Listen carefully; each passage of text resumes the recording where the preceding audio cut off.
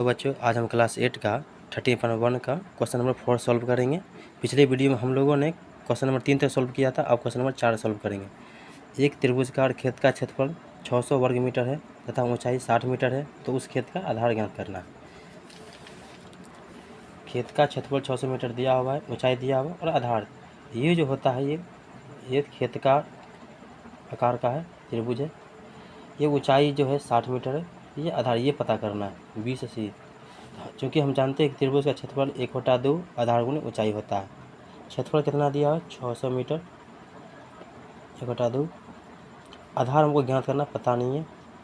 ऊंचाई दे दिया 60 मीटर, ये से कटेगा 30,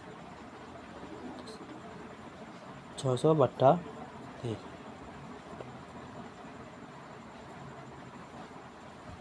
इसलिए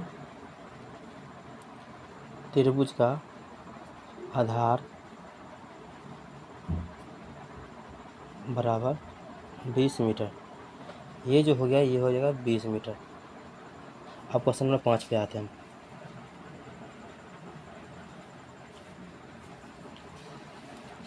एक धावक को कम से कम दूरी तय करने के लिए निम्न में से किस आकृति का चक्कर लगाना चाहिए।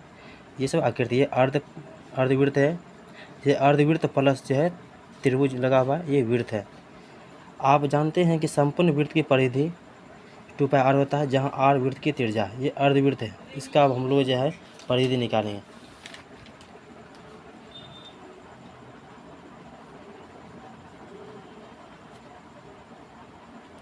ये दे दिया पूरा, दे दिया व्यास जो यहाँ से यहाँ तक 42 मीटर है, 42 मीटर है।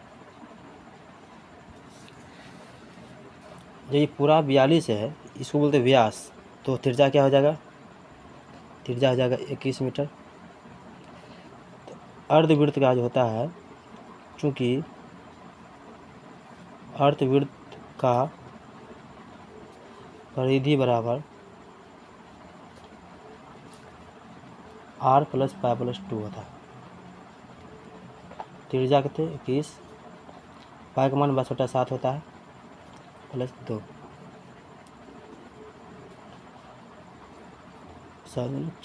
22 + 14/7,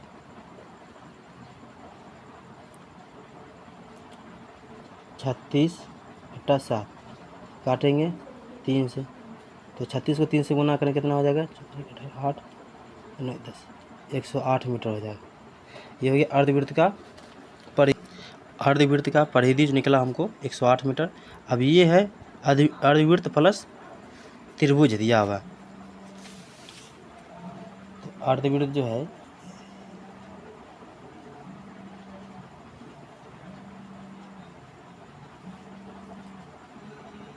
चौदह मीटर है, 14 मीटर है, ये भी 14 मीटर है। तो ये पूरा 14 हो जाएगा, तो आधा कितना 7 हो जाएगा। चूँकि अर्धवृत्त का व्यास बराबर 14 मीटर, तो त्रिज्या कितना हो जाएगा, r 14/2 यानी 7 मीटर हो जाएगा, 7। अब जो बोल रहा है कि इस पूरा फिगर का परिधि ज्ञात करना है, तो अर्धवृत्त का परिधि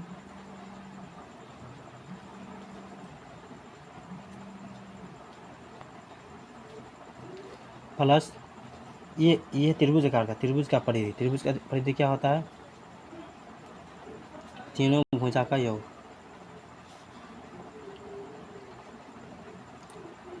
ये 14 जो है, ये 14 अर्धवृत्त में भी आ रहा है और त्रिभुज में भी आ रहा है, इसलिए -14 कर देंगे। क्या होता है इसका अर्धवृत्त का परिधि होता है r + π+2 प्लस तीनों भुजा का योग, 14 28 42, तीनों को जोड़ देंगे 42 हो जाएगा, -14, 8 का मान कितना निकला 7, पाई का मान 62/7 होता है, +2।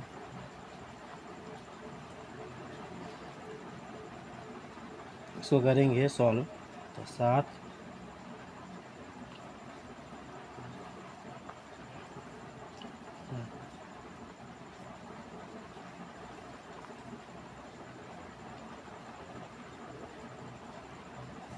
ये हो जाएगा 36